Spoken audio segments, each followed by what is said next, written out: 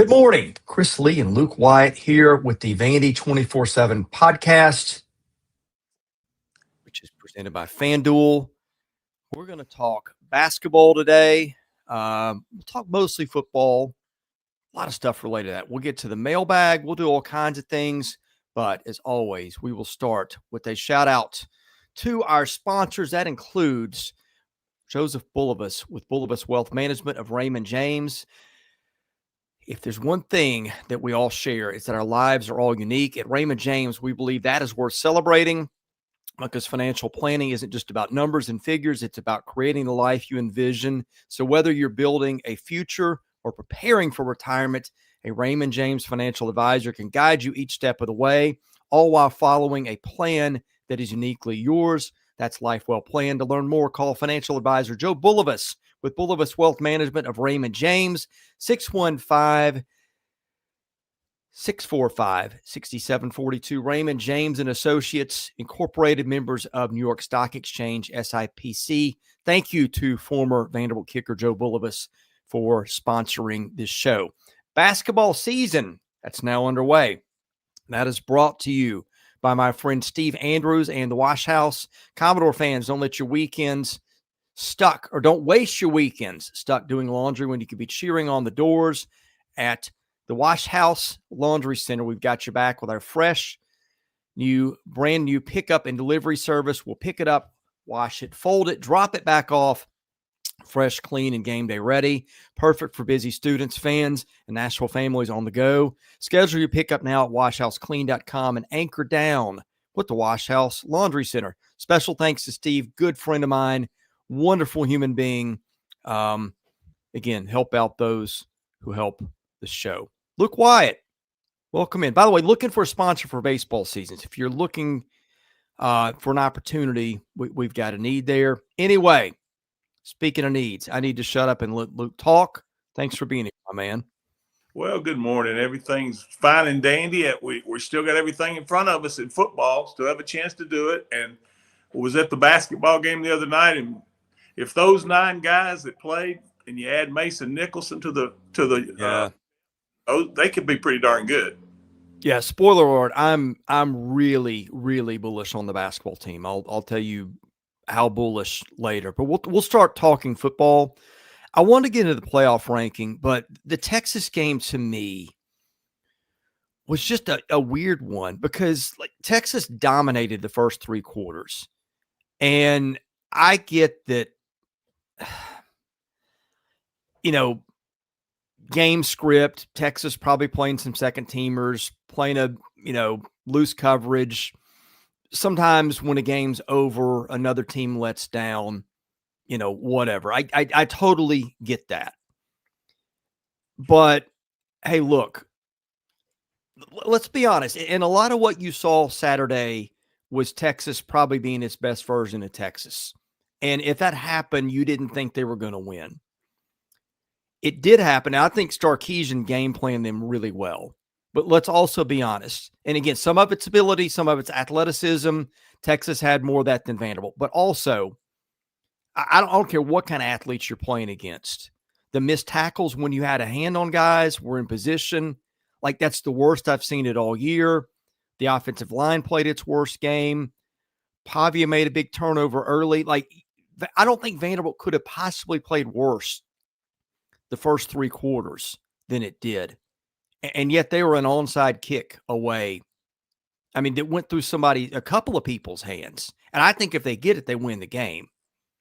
So to me, it's I don't know. Do you look at that glass half full, glass half empty? I would also say I think I have some concerns out of that game, but we'll get to. But that was a weird one to try to process. My take on the Texas game is this. And it's an overused term. We say you come out flat. But that's what they did defensively. They didn't match Texas's energy. Texas was ready to play that football game. And like you said, Vanderbilt was getting, they didn't know it at the time, the best version of Texas. And if you're not ready for that, I mean, let's think about that. That 75-yard run, first play of the game, you got 3 missed tackles, bad angles, everything. Not rallying to the ball was the other thing. You screwed up on the outside, but usually a Langston Patterson or a Longwell or somebody's over there to make the play to where it's, instead of it being a touchdown, it's maybe a 25-yard gain. But they weren't rallying to the ball. The energy level was low for whatever reason on that side of the ball. I don't know why. I don't think any coach can explain that. Locker rooms for those early games, and sometimes kids are still yawning and that crap. But usually your fire gets lit when you come out of that tunnel and you're ready to go.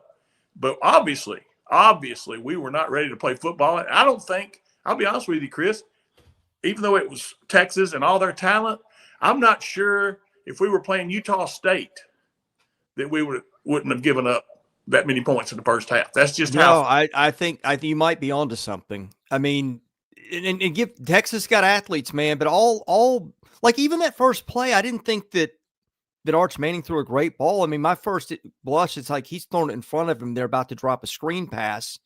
10 seconds later, he's in the end zone. Yeah, I mean, Arch, to his credit, he played within himself. They didn't have to throw the ball downfield much because we weren't making tackles. They knew just throw it on the outside or even throw it in the middle of the field for short passes, and we never got pressure. And that's the thing. Most of the time he just got rid of the ball. He played a smart game. People want to give him a lot of credit. He didn't throw the ball downfield at all. Didn't have to. No. Yeah. I mean, I would think this would be sometimes coaches like the hardest practices are after you play really well. The biggest challenges as a coach are get your team right in the right. I won't think that'll be a challenge for Clark this week. No. This week is going to be, and I think this may have been, again, I'm not making an excuse, okay? I'm just telling you what I think happened. The Missouri and Vanderbilt game was very physical. It could have gone either. Again, another, as most defenses in the SEC, Missouri was a great defensive team. So you have to battle to win that football game. You come out against Texas and the defense is thinking, okay, we can maybe outscore Texas today. You can't think in those terms. You got to be ready to play again like you just played. And that's why this week, I think this game will be a mirror image of the Missouri game. You've got a great defense in Auburn. Now, the one thing you can't gauge yet is how they will react to Hughes Freeze being fired. Yep. No, it's a wild card. Yeah. So sometimes they come out flat. Sometimes they want to run through a wall for Durkin. They don't have anything to play for, really. I think they can still get to a bowl, but, you don't know how the kids are going to react to that. Yeah, I don't think Birmingham Bowl or Independence Bowl, excites people at Auburn generally. But, it's better than not playing. So, anyway. But I will say something. I'm glad you brought that up. Teams like Auburn, Florida, Tennessee, anybody in this league now, they're going to have to learn to play like that because this league has become, because of the portal and NIL, this league has gotten more teams that can compete. Yeah. We're sitting here with 9 teams in the top 25 in the playoffs. And I think that's your league, Chris. Yeah. I think we'll just call him friend of the show, Sam Smith. How's that work, Sam? Probably happy not to have Hugh Freeze. Nobody likes it. I think Hugh Freeze was kind of a cancer on that program. I'm sorry. That's a bad analogy. I did not do that on purpose. Hugh Freeze has cancer, so my apologies. I wasn't trying to be insensitive. But look, that's a guy that I think the problems at Ole Miss. Well, I don't know about the off-field, but like the lack of taking responsibility, those kind of things. You saw the incident with the captain. I don't know, man. I just think that has to be a plus having him out of the building, and I think you nailed it. I think they are a wild card for some other reasons, but that's number one. Yeah, and again, I think it's going to be a mirror image of Missouri. I don't think they've given up more than 24 points in a game this year. Yeah. So okay, yeah, and I stopped us. I want to go back to that for a second. They did a great job on Diego keeping him caged. If you hit, you almost have to put a spy on Diego with us. And when we were having to throw and kind of got out of our game plan and not run the football, they would do a great job of Diego only getting a couple of yards or even sacking him for a 1 or 2 yard loss. Yeah. I think almost as many sacks in that game as they'd given up all season coming in. I think they'd given up 7. They gave up 6 Saturday. So I think my big concern, look, Auburn's defense is elite. And I think the Missouri game flow call is a good one. I'm not sold on. I feel like it could be a weird game, like a game script that nobody's expecting, where like both score points. Right. That's the wild. Yeah, I mean, here's my concern if you're Vanderbilt, okay? Texas put a blueprint out there on how to beat you. Get the ball to athletes in space. Auburn, for all its flaws, got 2 or 3 really great athletic wide receivers. Now, getting rid of the ball on time has been an issue. And I don't know if you can just fix that overnight, but man, if you can do quick drops and stuff, and just screen passes and make Vanderbilt make plays, that's a recipe. Now, look, Kentucky got to their quarterback all night, which has been an issue for them. They've got a very inexperienced center. They got some issues at offensive line. They've been dreadful there, but the combo of their O-line and their 2 quarterbacks, neither able to get rid of the ball quickly, has been their downfall. I'm very curious. I don't know. Is that an adjustment you can just make? I mean, I would think like that's been an answer that's been in front of them, and they haven't made it yet. I mean, the thing has been that both those guys hang on to the ball too long. Is that something that's fixable this time of the year?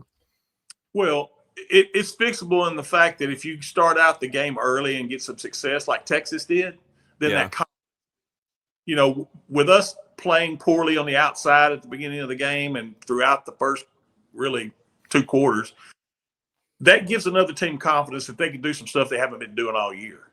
And then they get excited about it. And again, the Auburn game I will say this, will come down to quarterback play by Auburn.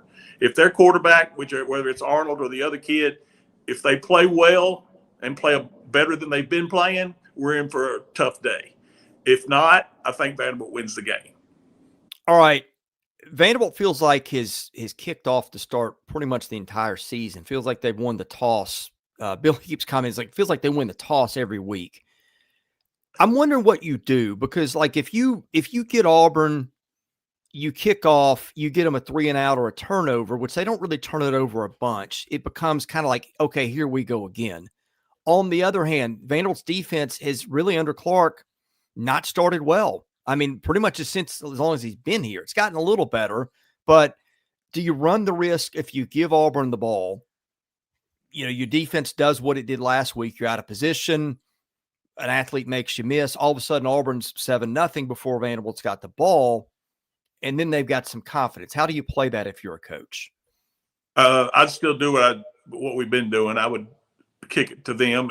Last week, yes, Texas has great athletes, but I give more credit to the fact that we weren't ready to play.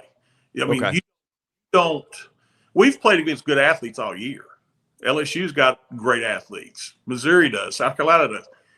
But our poor tackling and angles and not rallying to the ball was back to Georgia State. That was Georgia State stuff last year. Yeah. And you can't have that. If you do that, like Clark always says, you leave it to chance. And that's what you can't do it. Like, how does that happen when you're at Texas, the preseason #1 team? You're fighting for a playoff berth. That just to me was not something I would have like. The least prepared they would be to play a game would have been Texas. That just never would have entered my mind. It was eerily like last year's game against Texas.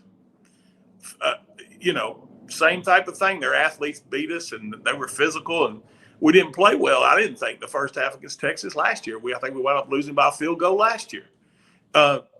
It's just kids. When they're 18 to 23 or 24 years old, man, they don't understand that there's limited opportunities. You can beat it into them, tell them all the time, guys, you're only guaranteed 12 of these. Now we're guaranteed 13 because we are bowl eligible. But you now have something that can cause more pressure on Vanderbilt. And I'm looking at it from the perspective of the other teams. Auburn's got nothing to lose. Vanderbilt has everything to lose. Yeah. Offensive line, are they just getting worn down? I mean, you're playing elite talent on defenses. What's the deal here? I think they're getting worn down, and I'll say this, and it's not an excuse, but they only really play 6 guys. You got Porsche that comes Cade McConnell. You don't see much, sometimes Orion Irving, sometimes Gunnar Gibbons, but not much. So you've got guys that played a ton of snaps. I thought they did a great job of being so physical with our up front people, and they spied on Diego. That's the recipe to me of how you defend Vanderbilt. Yeah. You have physical up front, and you have to spy Diego. The guys that don't respect him enough and don't think he can beat him because he's not really fast, he's just elusive, and they think, well, we'll be okay playing our regular defense. That's not. I mean, the bright spot was Eli Stowers played every bit like preseason expectations and then some. Yeah, when we came back in the game and scored those 21 points, what was happening was they quit spying on Diego and they just played regular defense. Not prevent, but they played zone softer. Let us move down. They had the one play with Eli. There wasn't nobody within 20 yards of him. That helped us a little bit. And I will tell you this, and I've seen a lot of onside kicks, been on the sideline when those things happen.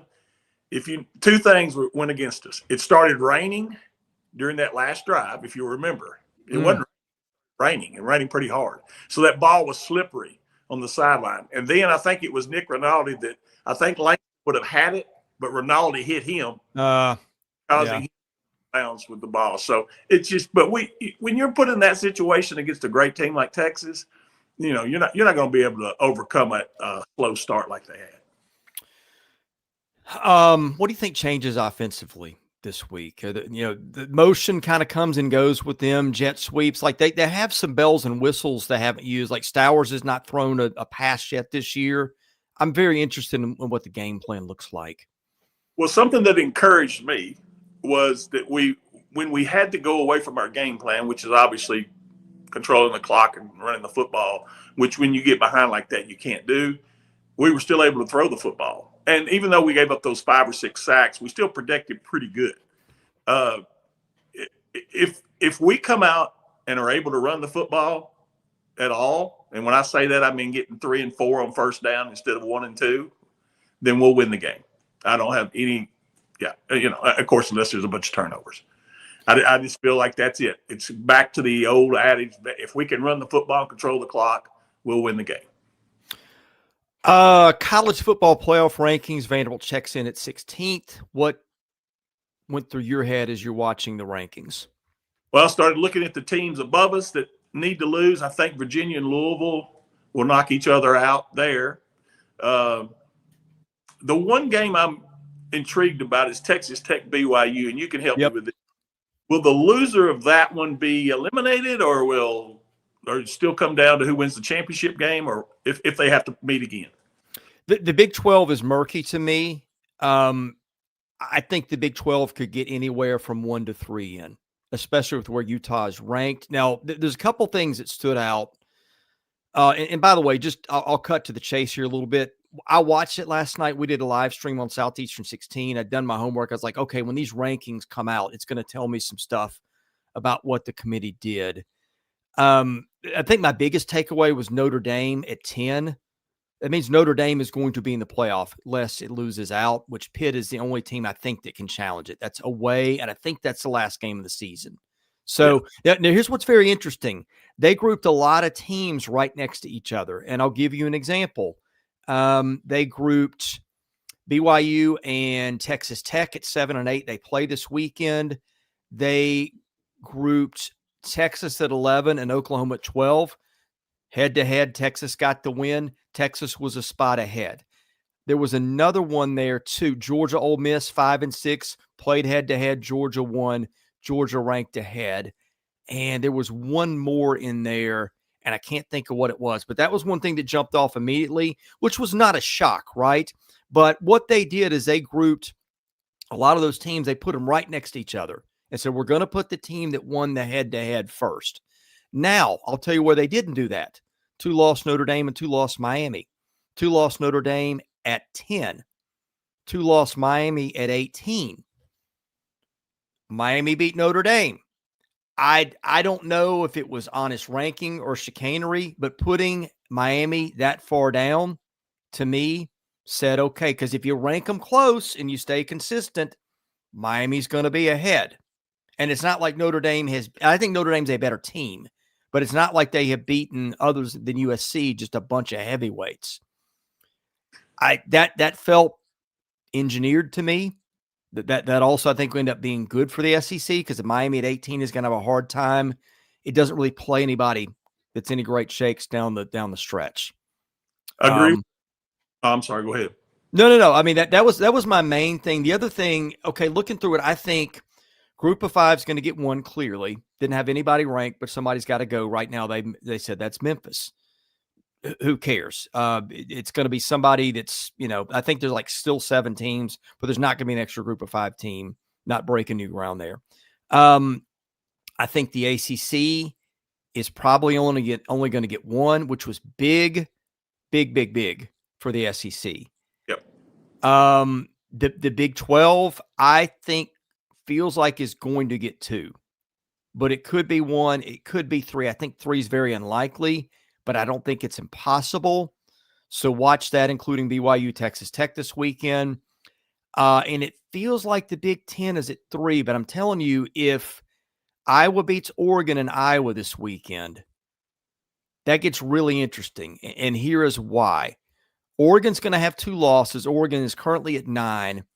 Remaining games are going to be Minnesota at home. Minnesota's Jekyll and Hyde. I think they win that one anyway. They'll be heavy favorites. Southern Cal at home. That won't be easy. And Washington on the road. That won't be easy. If Oregon drops 2, they're done. Now, Iowa, if I were to beat them, Iowa all of a sudden is going to be in the conversation.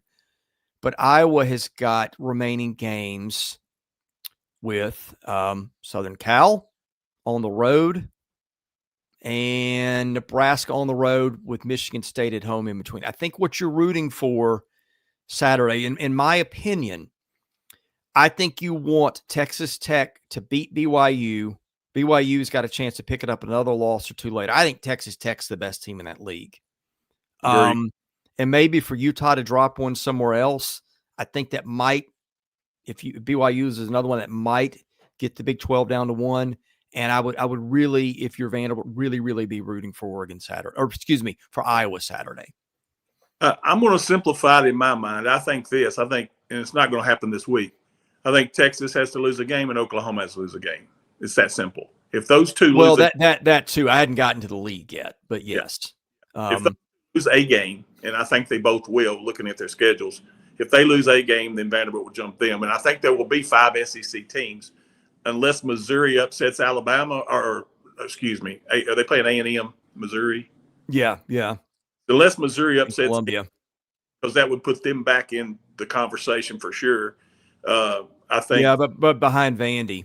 Yeah, it would. Although the A&M game, sometimes, and that's happened in the past, even though the head-to-head has not worked out. There's been head-to-head where you don't get in and somebody else does, even though you beat them head-to-head. I think that's happened before. And there's one other mention you haven't mentioned that can upset the apple cart is Michigan. And Michigan's got left, let's see. It'll come down to the Ohio State game. They'd have to beat Ohio State. Yeah, they'd have to run the table. Path not terribly intimidating. At Northwestern, that's not a pushover. And at Maryland, same thing. But I think that'll take care of itself. I just don't see Michigan beating Ohio State. But hey, boy, have we seen that before. Exactly.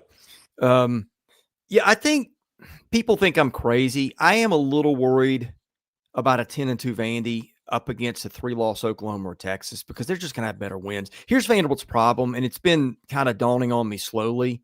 The wins that they have are just not as good a wins as we would have thought they'd have been before the season. And that's not their fault. Right. But like if you got Texas and Oklahoma, if they get to 10 wins, are probably going to have more marquee wins than Vanderbilt. And Texas haven't played them head to head. You may be right. I might be crazy, but I do worry a smidge for Vanderbilt about a 9-3 Texas. Well, I'm in the extreme minority there. I'm just pointing that out. No, here's the reason why I think you're worried about that, and you correct me if I'm wrong. It's because of the Texas brand. If that was Missouri, I don't think we'd be worried. But I do think this. I think this year with Diego Pavia, that gives Vanderbilt more cachet than it normally would because you have a kid that everybody's enamored with, whether you like him or hate him. And I think the committee likes that. So I think that's a little bit of a feather in our cap. Well, I mean, yes, Texas was preseason number 1. Everybody knows they're good, but Texas has already banked to win over Oklahoma. It has already banked to win over Vanderbilt. And if it goes 2 out of 3 down the stretch, it's going to have a win either over A&M or at Georgia, plus Arkansas for whatever that's worth. And you start stacking up big wins. What's Vanderbilt's best at season ends going to be? Maybe Missouri, maybe in Knoxville if they win that. I don't think that's by any stretch a given. I'm just saying I do think that is a little thing that I'm looking at is a potential issue. Well, let's look at this too. I like to throw this one in there. If you're correct, and let's say Texas does beat Georgia, and then Georgia Tech beats Georgia, Georgia's out. Yeah, I mean, there's so many things we could draw up 100 scenarios, and none of them will nail it. Yeah, I did 2 losses against 3 losses. Last year Tennessee got in at 10-2, and they didn't have very many good wins, did they? They lost the 2 best teams they played, correct? Yeah, but I mean, they did beat Alabama, so right. They had a trophy there, and like Vanderbilt and Nashville wasn't a bad win for them in the end. So. Right. Right now, we've got 2 wins over 2 ranked teams, Missouri and Tennessee. Yeah, but I feel like if 10-2 gets them in, it's going to be as a 10 or an 11. That's fine. Yeah, which, hey, that means you're on the road somewhere. But hey, I mean, you'll take it. Oh, but yeah. I think they've got.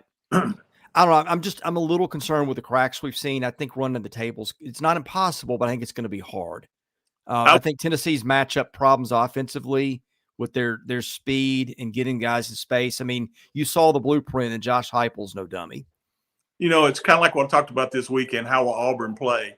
Let's just take the scenario. If we get by Auburn, we do have an off week, and I think that's key. That'll help. Yeah. Kentucky at home and ending with Tennessee. If Tennessee, how will they react if they lose to Florida? Will they sack? Yeah. Have guys not carrying? And then you're playing a Vanderbilt team that in your own building in Knoxville, if Vanderbilt has won their last 2, you would be playing Vanderbilt to go to you don't think Tennessee fans will go nuts if Vanderbilt were to beat them in Knoxville and them not go to a playoff, them go to the Music City Bowl or something and Vanderbilt be in the playoff with how much money on football compared to what Vanderbilt has done? That's unbelievable. Well, hey, look, you have – there's a lot of disgruntlement with Josh Heupel, which I think is totally unfair, and Tim Banks too. Like, you look at who they've lost defensively; they've been without their top 2 corners all year. Like, when you've got an NFL first-round corner that you are without, that changes anybody's roster, and especially now where you can't stockpile, 5-star corners like Alabama and Georgia used to do. It is a different era. Banks I think Tim Banks has been terrific in his stint there, but it's what have you done for me lately? People are on Heupel. I get that sometimes the play calls, like Mississippi State, are like, what are you guys doing? Not trying to win the game here. But there is so little in my mind that you can objectively criticize Josh Heupel for, given the track record. But hey, we're talking logic and reason, and you can throw that out the window. And when they start getting started up, boy, you lose to Florida and Gainesville, which is a possibility. I don't know what you see. And here's the other thing. If you do that, what are Tennessee fans showing up on Thanksgiving weekend? Are they going somewhere else? Are they showing up just to ruin Vandy's season? Or are they just done with it by that point? There's a lot of variables there. Well, the other thing about Tennessee is this, and everyone talks about, they should have beat Georgia, which they should have to make a field goal. Could have beaten Alabama. It hadn't been the first. I don't buy all that because they also could have lost to Mississippi State. Right. Arkansas. Those were 1-score games. Now, think about that. If they'd lost those 2, they'd be sitting here at 4-5. And then they'd be. Well, and by the way, I don't think Kentucky's a pushover either. I mean, they're still playing. No. Yeah, your first party, you've got to show up better than you did Saturday. Oh, no doubt. We will lose all 3 if we play like we did Saturday for any half of the game, either first or second. I'll tell you a weird stat that I noticed in the Kentucky-Auburn game. Auburn had 24 first downs. Kentucky had 8 and won the game. How about that? Yeah. Wow. Yeah. I mean, that was a weird night in Lexington. These games in Auburn. Yeah. I mean, these games just come down to micro things a lot of times. Well, are you sure that one, or you confuse that with the Texas game? No, I think that was Kentucky had very similar numbers against Texas. Texas had like 171 yards of offense in that one and got beat. Because Auburn only scored 3 points. Right. I mean, look it up. I may be getting I've got it in front of me. Hang on. Okay, they had 17 first downs to Kentucky. 16 yards were 241 to 240 by what I've got. I may have gotten that confused. I apologize. No, that's okay. But it was a weird game. Texas was the one, and this is like the thing again, like the opportunity. Texas had gotten a little fortunate to beat both Mississippi State and Kentucky. Yeah, Kentucky outgained Texas 395 to 179 and lost the game. It was 26 first downs to 8 in that game. Okay. See? Yeah. I mean, again, it comes down to 1 or 2 plays these games do. Yeah.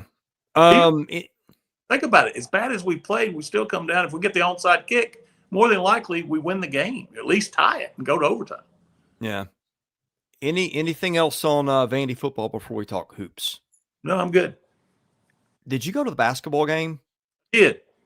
All right, let's start with you.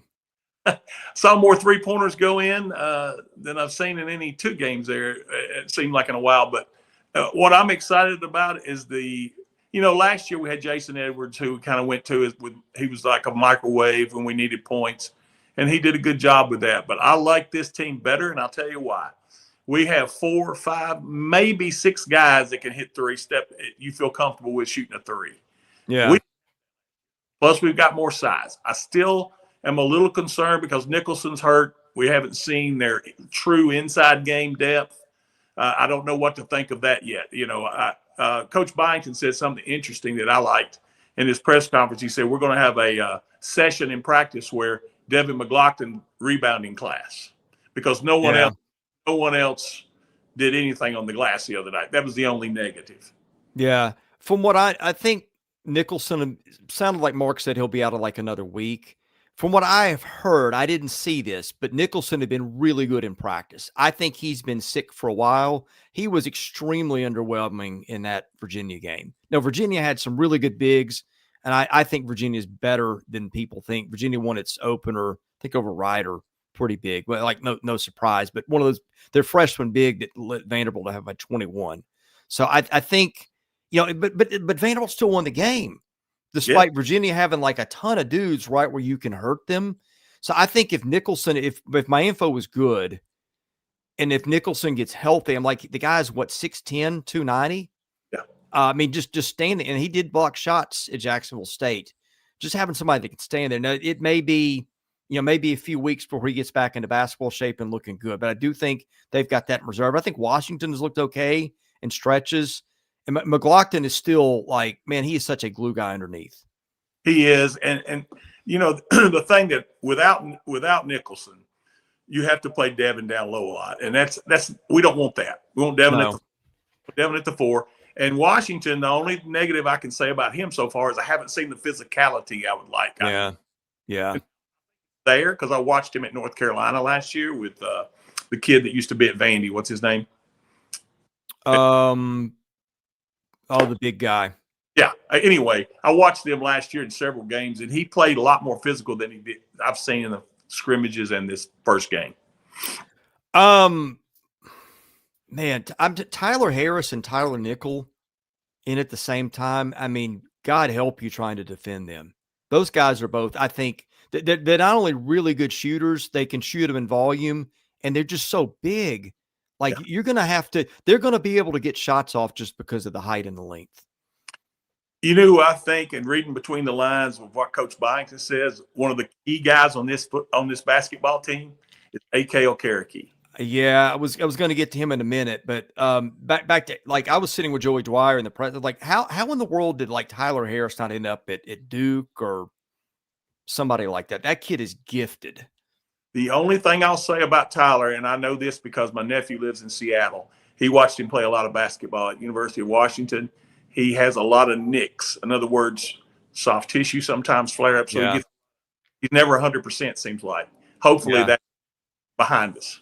Yeah, he's not the biggest guy in terms of just weight, but I thought Tyler Tanner looked better. I mean, he's got an offensive dimension to his game that wasn't there. I mean, they are loaded at point guard. I think between he and Collins and Miles, who can play there some too. I was with Blake Lovell's dad the other night at the game, Daryl, and we were talking about how the quick hands of Tyler and Frankie Collins. Yeah. Wow. They're going to be a nightmare when they're playing with adrenaline at the highest level against a Kentucky or Tennessee. Their guards on the other team better come to play. Yeah. Okereke, it was just like he was a stat sheet stuffer at Cornell. Yeah. Does a lot of, I mean, kind of similar to Chris Magnon in some ways, that he did a lot, but different in terms of style and build and maybe some skill sets. But both of them, they're going to put stuff in the box score every night across different categories. Agree. Yeah, I mean, and they've even, they like some of their freshmen too. He said the other night Chandler Bing was really close to making the rotation. Didn't have that on the bingo card. The other big kid, Leverett, I think is going to be a good one for them down the line. That does give them a little bit of an insurance policy. Here's the thing. I left the exhibition game thinking Duke Miles was their best player. And then I left this one thinking it's Tyler Tanner. I mean, there's going to be a night where Nickel or Harris go for 30. I don't know. Am I crazy? I think this is, and I need to see the rest of the league and more college basketball. And I'm gonna go to grab my charger and let you answer. I think this is a team that's got a top 10 in the country ceiling. It does. I say an elite 8 type team, which Vanderbilt's only had one other time in the history. Now, I'm not basing this on because we beat Lipscomb by 44 points. I'm basing this on what I think you saw too, that the variety of the way we can score. Let's just say the other night, Nichols having a bad night and he goes 1 for 7 from 3. We still win that game by 30 points because we no longer just depend on one or two guys. You've got as long as they share the ball and play the defense they played in the early going the other night. Now it got a little sloppy after they got up 40, but that's human nature. That happens just about everywhere. Yeah. I think the sky's the limit for this team. Yeah, you took the words out of my mouth. I'm not basing that on beating the pulp out of a rebuilding Lipscomb team. It's just looking at the skill and the size and athleticism and the ability to shoot and score points. And honestly, tell me if I'm wrong here. Vanderbilt basketball has always been like shoot threes, score points, excite the fans, that kind of thing. Best fit for the job. Would you go Eddie Fogler, Kevin Stallings, Mark Byington? Well, on a small sample size, Mark Byington. Eddie Fogler was a system guy. Right. And it worked very well with what they got. But, I mean, it was I'm not going to say limited ceiling because they had one unbelievable year. But that would have been tough to replicate. My one wild card for this basketball team that I haven't seen yet, we did see a negative in the scrimmage against Virginia, and that Vanderbilt teams historically have done great is shoot free throws. Yeah. Because there's going to be a game. I think the collection of guys they got on the team shot 73% a year ago. I'll take that. So you'll be fine, I think. If and that's if you include what Mike James did 2 years ago, which and James, I think James kind of looks like odd man out. He does, but you know what? I watched him in 2 scrimmages. Man, he looked good. He looked great. I don't know. I mean, I guess he's the 9th or 10th guy. And I know Louisville stunk 2 years ago, but he played over 1,000 minutes there that year. Yeah. So I mean, he's played a lot of college ball. Of course, sat out last year with injury. So. Yeah, I mean, I'm pretty bullish on what they've got. I think Byington might be my pick too. I think he's an elite coach, and I think they need to make sure he's taken care of because I think that's where some doubts are at the moment. That has to be. If we go, let's just throw something out there. Let's say we go to the Sweet 16 this year, and Mark Byington leaves, boy, oh boy, you talk about everything that you've built up, you go right back down to where you were. So you got to secure what he needs in NIL. You got to figure out ways to get him money, which I think Will Perdue and Robert Sampson are trying to do. But there's got to be more help than that. And I think they will eventually, I'm guessing, would get there. Here's my concern. Vanderbilt is just so reactive. And what you don't want is him to get far down the road with another school. We'd never, in January or February, with him being frustrated and then falling in love with the next place, wherever that might be.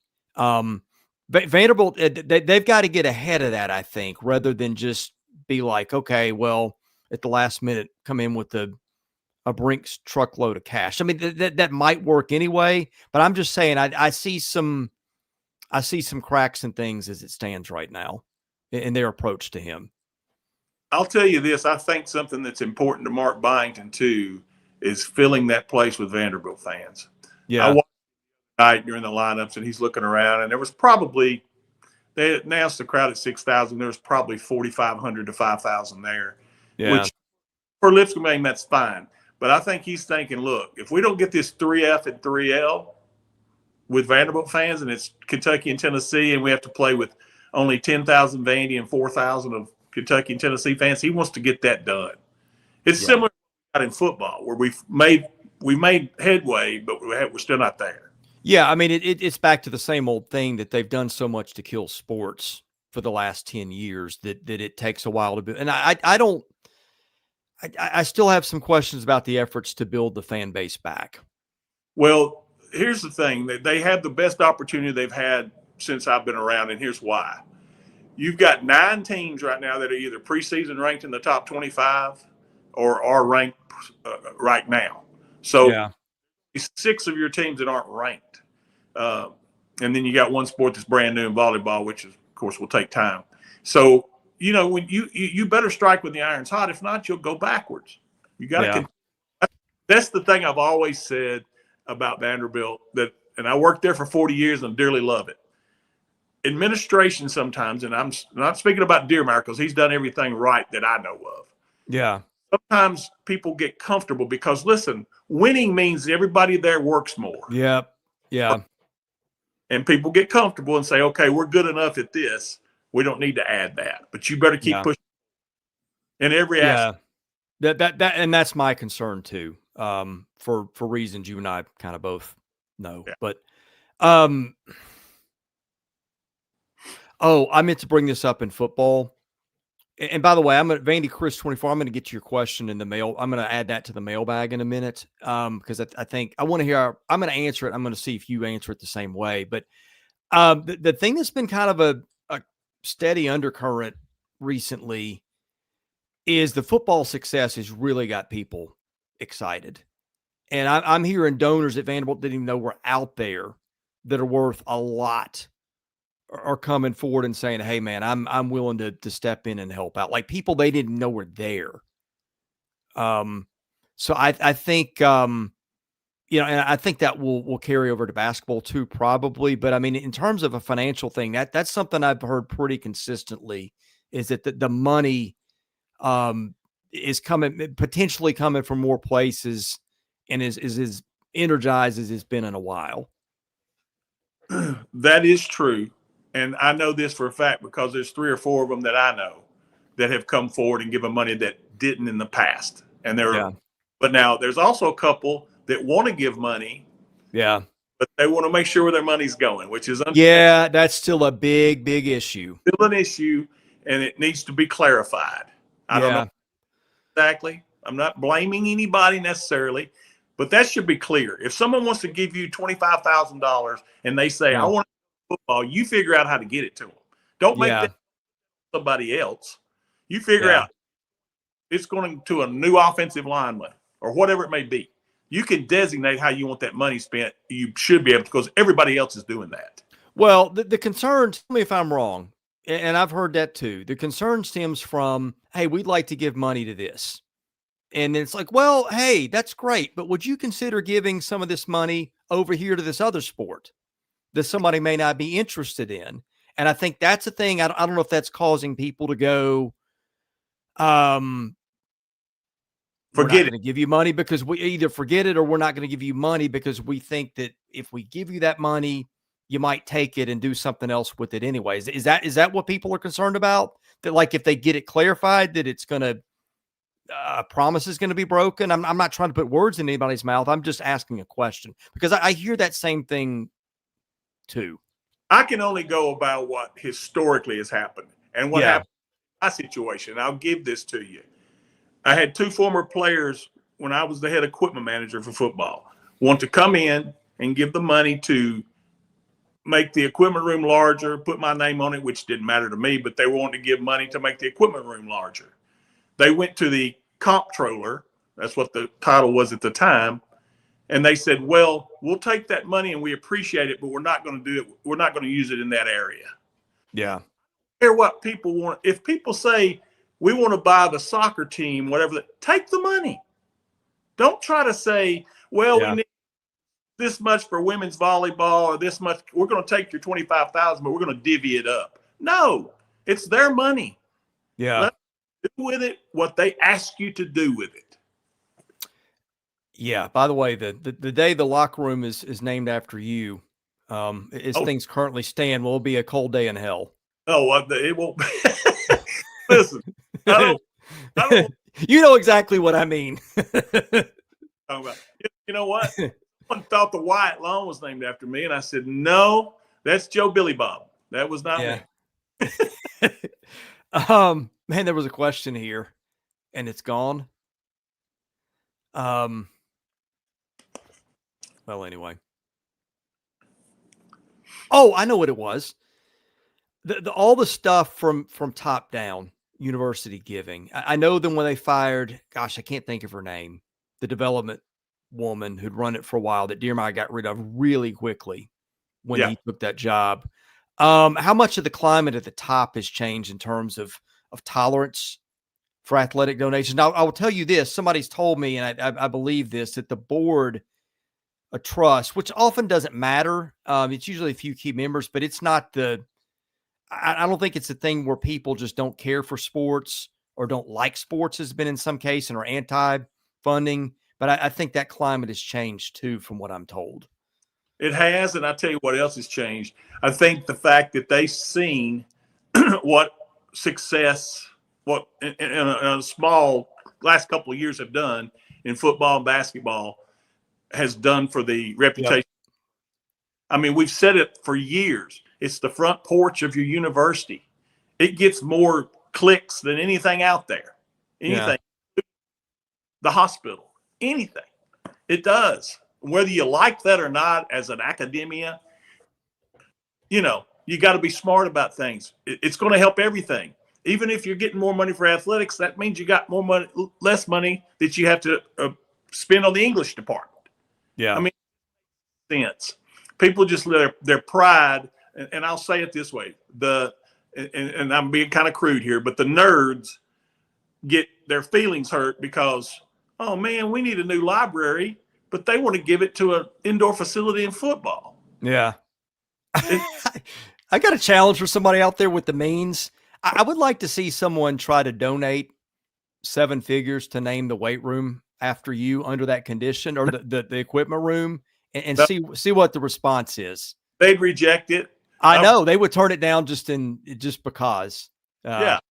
Listen, I know this for a fact. You'll get a kick out of this, and not that I'm deserving at all, but there was several people that that I know because I saw that chain tried to nominate me for the Vanderbilt Hall of Fame a few years ago.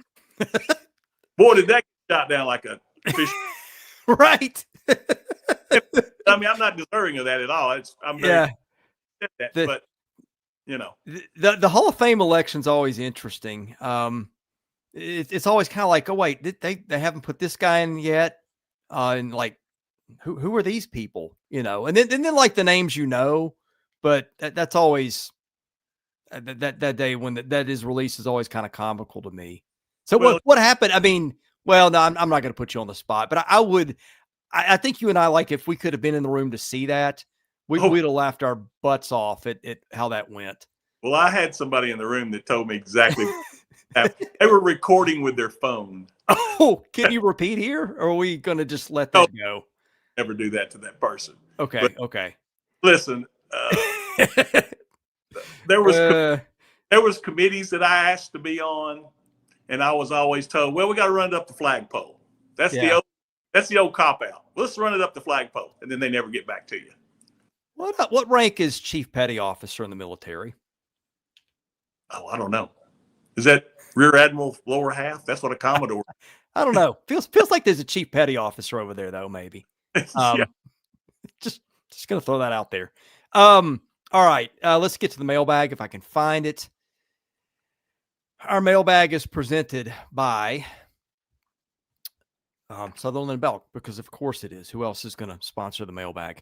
Hey, longest running sponsor of the show, family-owned injury law firm. If your loved one has been hurt in an accident, call Taylor or Russell, 615-846-6200. See what your rights are and if they can help. Luke is on the guest line. That's presented by John Levin and Womble Bond Dickinson. Also Yeaman Packaging Systems, leaders in end-of-the-line packaging automation. They're friends of the show. We appreciate those guys too. All right, I'm going to go in the chat first. Let's see. Vandy 24. Any danger losing Shea Ralph to UConn, or administration make this home for her when she doesn't want to leave? I think the women's athletic programs, we will do everything we can to keep everybody that we think needs to be there. I don't think there's any chance of that. Yeah, I mean, I'm with you too. I think they would pay well above market to do that. I'm curious. Would Shea Ralph even be a candidate at Connecticut? I mean, she's done okay here, and she inherited a mess, but she has not won at a Vanderbilt ceiling yet. In Connecticut, boy, that's a couple of notches above. Yeah, we've got to get back to the Jim Foster level. Yeah, they're not there yet. I know people are excited. They're very good though, and she's done a hell of a job. Yeah, she has. And she's, you know what, I've not covered them. So I've got no dog, and I just don't have time. I mean, I don't have time for anything other than the stuff right in front of me, but she's been great to our people. Yeah. People really like her. Feels like the program culture was in a sewer when she got here. And Michaela Blake's, like, I don't follow them, but I mean, 250 point. And like every time I hear her speak, I'm like, man, she represents the school as well as anybody. So I give the things that I see, there's a lot to like there. The success hasn't maybe come like it should have been, but I think they have turned the program culture. It feels to me around pretty consistent. And Michaela Blake's is, I think, a big part of that. I mean, she's fantastic. Where they came from, the Stephanie White debacle is very comparable to where Clark took over in football. Yeah, I can see that for reasons you and I both know. Gosh, where am I going to go next? Chris asked, said he heard me on this morning on Will Bowling and Ramon Foster. So, by the way, those guys did a tremendous job. Ramon Foster is the color commentator at UT, but like incredibly fair to Vanderbilt and like a really good dude. So I've been on their show a little bit lately. The Curtis comment came up. Would you rather spend money on Curtis or go after Andre Adams and Bowman? Look, different class for Adams. Everybody knows my feelings on him. Fell in love with that kid watching him play, but Curtis is like a generational guy from what I hear. No, he is. He's a can't miss guys. Yeah. They've never had one of those. I'm just going to take people's word for it. I haven't seen him play in person. McGugan says something about new money, new donors coming forward, being pro NIL versus old money donors dragging feet on NIL. I haven't heard that, but I could see it. Can you see the question? Yeah. I think old money donors are the kind that want to know exactly where every dollar is spent. And some of these new folks, they're kind of, here's 100,000, do what you need to do. Yeah. Vandy Chris 24, is it fair to call Vanderbilt reactionary with the leadership of Chancellor Dearmeyer? He seems pretty actionary to me. I've got an answer in my head, but I want to hear yours first. I think Daniel Dearmeyer sits back and waits to see if there's any snags. If there's steps in, that's what I've seen. Yeah. I'm so proud that he's at Vanderbilt, and I hope he stays until he's rolling around in a wheelchair. Yeah, I completely agree. I think he's the emergency brake. It just, when does it get to him is the question. Like, has it been? Well, I'll just leave it there. Yeah. Oh, this is the best one in the mailbag. Poor Vandy fan 615. Can Luke fix YouTube, ESPN, etc.? Cannot. God, what a mess. I'm hanging on to YouTube. I've grown to look. I don't like the fact that their prices keep going up, but the quad box, man, you don't appreciate that till you don't have it anymore. ESPN's app is not nearly as good as YouTube's interface, and I'm hoping like crazy that they get that fixed by Saturday, because I'm going to cancel Fubo tonight, and then I'm going to wait it out, and I'm either going to jump back in with YouTube if they reach a last minute plan, or I don't know what I'll do. I'll figure something out, but what a mess. Well, I don't know what your packages are. I'm a Xfinity guy, and I have everything except a lot of the movie channels. I don't need them. So I pay, I don't mind saying what I pay. It's $282 a month. That's for everything except movies. Wow. Okay. That's a lot. It's a lot. Yeah. I'm paying, I think, 80 something on AT&T for fiber internet. And I think YouTube was 80 something. That's before tax. You had taxes in it. You got another $20 or whatever. But I've lost my train of thought. Oh, I know what I was going to say. Is anybody out there? Fubo's my stopgap for now. I cannot get, because what you've got to do to get the ESPN, the SEC Net Plus games, you got to log into the app, then you got to log in with your cable provider to do it, unless you pay the unlimited, that's really what ESPN wants. It wants to drive YouTube out of it, wants everybody to pay $30 for a month for their unlimited and go to, what's the other service?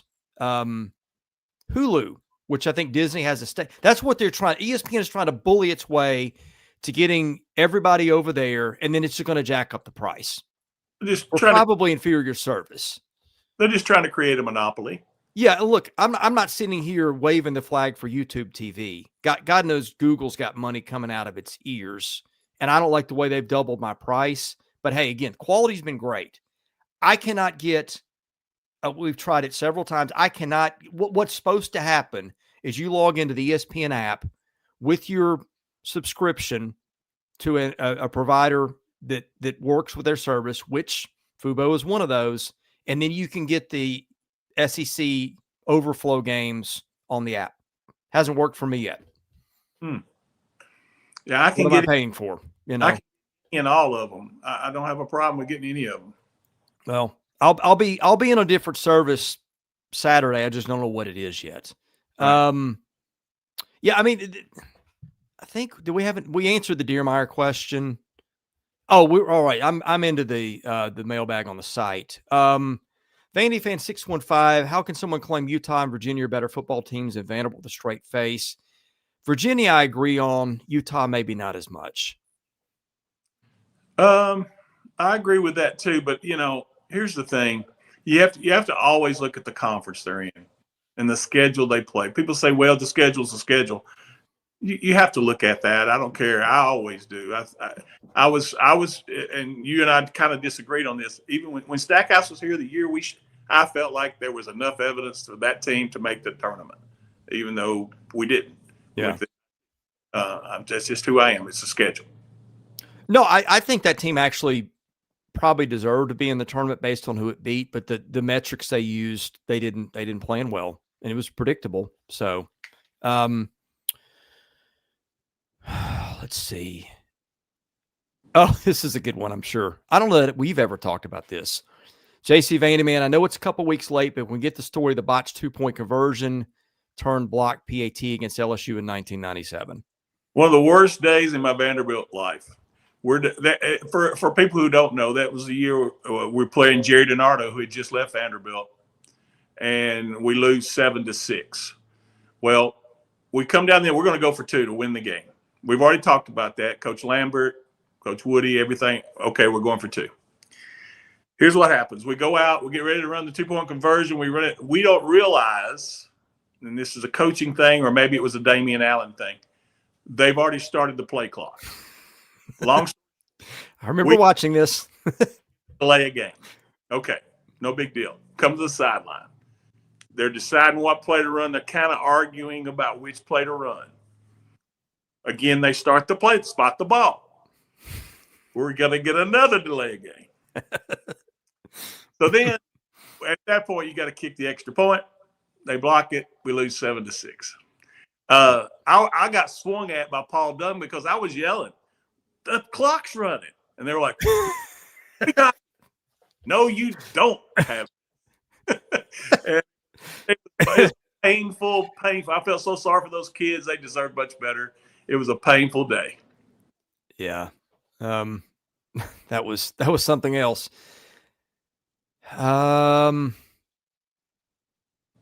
Steve U98, should Vanderbilt reassess its strategy of ball control offense and go more up tempo? What do the analytics say?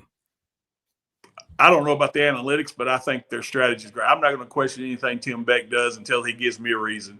It was a little quirky at the Alabama game when we didn't run the ball at all much with the running backs. But besides that, I haven't had a problem with anything we've tried to do. You're seeing teams at the top kind of go back to traditional slow it down kind of stuff. And that might be running fewer plays to keep your guys healthy for the playoff. I agree with that. And I think huddling is something that's, like you said, is become in vogue again. Yeah. I love huddle. I like the way we template. Now, there's times when we go NASCAR, but it's a certain situation, and I like the change up with that. Yeah. 1967, did Coach Lee inherit the worst program and program support in the Power 5 in 2020? Where's the support from the AD administration rank in the Power 4 in 25? From 20 to 25, how does AD support administration compare to that given to James Franklin?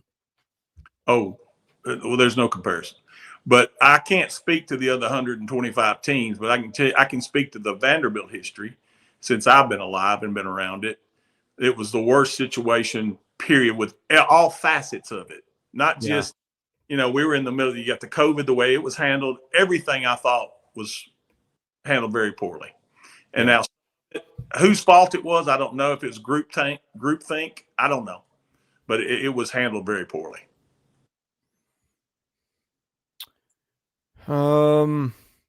Clark Lee Burner, did the defense get exposed by good offense for the first time, or is there another explanation? The explanation is we came out, didn't match their energy. We weren't ready to play on the defensive side of the ball, period. And then we had the quick turnover that just added to it when they got the field goal, and actually that wound up being the difference in the game, so to speak. But look, we've played against a lot of good athletes, and didn't see what we saw Saturday.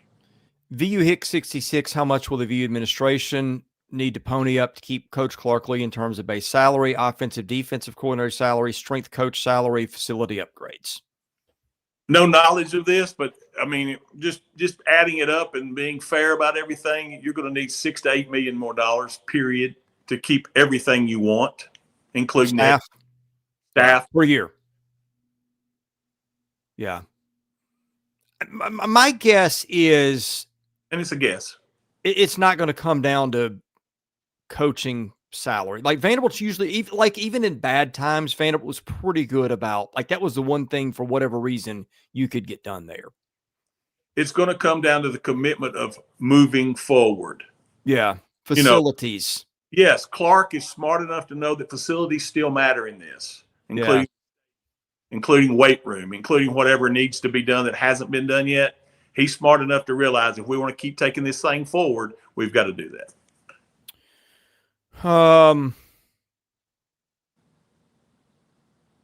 Question about Jared Curtis. It just depends on who you ask, on which side. I'll just leave it at that. Peabody 123. What's your take on Auburn's current state and key things to watch for in the game this week? And I think you hit that earlier, but anything else, go for it. No, just the wild card aspect of it. You don't know which Auburn you're going to get, or are you going to get an Auburn that we haven't seen all year? You don't know. You really don't. When there's a coaching change, it's a scary thing for the opponent for that first week. Yeah. Question on Sarah Fuller. I'm not going to go into it. Look, it was more fraud. I mean, it was unbelievable. I've got it on my phone. I've got video of kicking warmups. I've never released it. The other kicker they had, and it's night and day. I mean, it was what it was. Let me say this, Chris. All you have to do, let's take Sarah out of it because it wasn't her fault, okay? Ask those other 80 or so guys that were in that locker room how they feel. Yes. Just ask them what they thought about it. That's all. See, I don't want to go down this route. This is the thing that people don't get. So what, they let a girl kick. It had implications for it tore apart that team. They were embarrassed that it was all guys were told they could kick, you cannot kick. There was a reason they did not play the Georgia game. I mean, like after they announced this is what we're going with, like you had 5 guys meet, like we're done. And eventually that number hit so low that the team quit on the season. I mean, when Clark Lee talks about how bad a program, I mean, and Clark's put it, here's the thing. My God, have I learned this week. You can lead a horse to water, but you can't make him drink. I mean, I don't know how much more obvious it needs to be for people when Clark talks about how much the culture sucked and how it took him so long to get it back. And even he had to, those guys, I mean, talk about getting burned and getting your trust trampled. And oh my God, did that happen in so many other ways that year? It was unbelievable. I mean, if somebody would tell me at the time, like, I feel like I'm taking crazy pills every time I talk to you.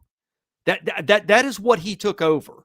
And that had a lot to do with it, but it was also very symptomatic of other things that were happening. And I don't know why people can't understand it. I don't think it's a can't. I think it's a want. But anyway.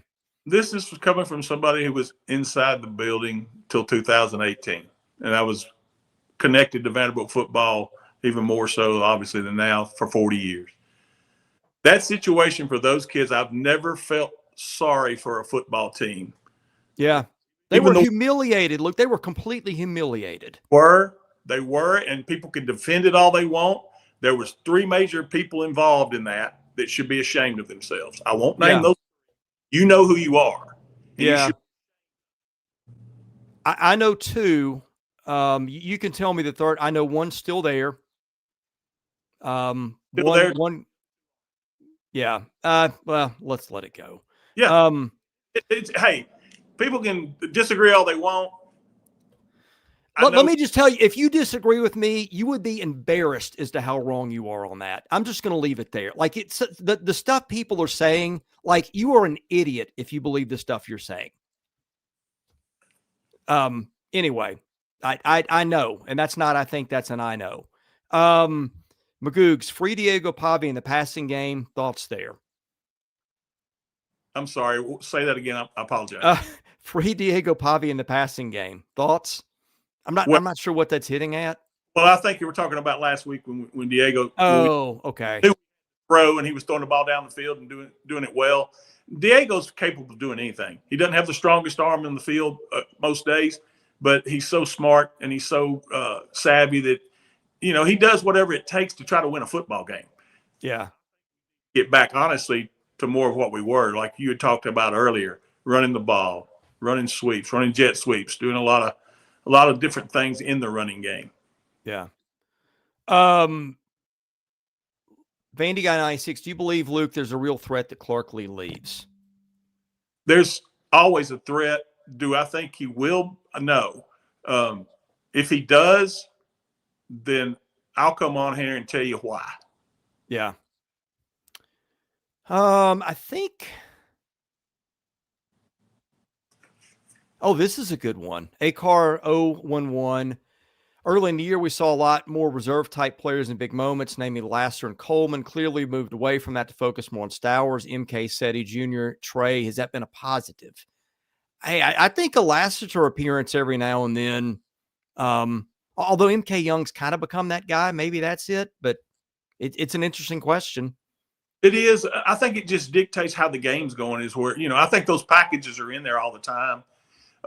You'd be surprised how many things you have to get to in a ball game, and it all is predicated on the score. Yeah. So I think that's just you go into it with a certain package and a certain way of doing things. I mean, just like the other day, there was a big play that we completed for a first down to Gabe Fisher. Yeah. That's not. Well, and I don't know that this is different than last year, but most of their games are around 61, 62 snaps aside. So fewer plays, harder to get to ones at the bottom of the bag, I guess. Right. I think this is the last one. 96 Doors, your opinion of the offensive line change after seeing Vanderbilt struggle to run the ball against Bama, Missouri, and Texas. Is that a case of Vanderbilt having a good offensive line, but still not one that can go toe-to-toe with elite defensive fronts? I mean, that feels like the right answer in the question, but you take that. It does, but it also has to get back to what we saw defensively. Sometimes you just don't have a great day. Yeah. Sometimes your girlfriend broke up with you that morning while you're eating breakfast. We forget that these kids aren't robots. They come out there not making excuses, but you have your I just don't feel good today. Yeah. They don't matter as much. That's the culture that Clark's built that he was disappointed with Saturday is. You have to block all that out, and for those 3 hours, you got to be lit. Yeah. Midge. I'm sorry.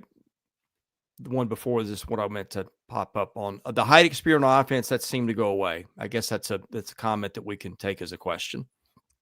He did play the other day on offense. I saw him at receiver. I don't know if they targeted him. I think they did one. You're right. It's very limited now.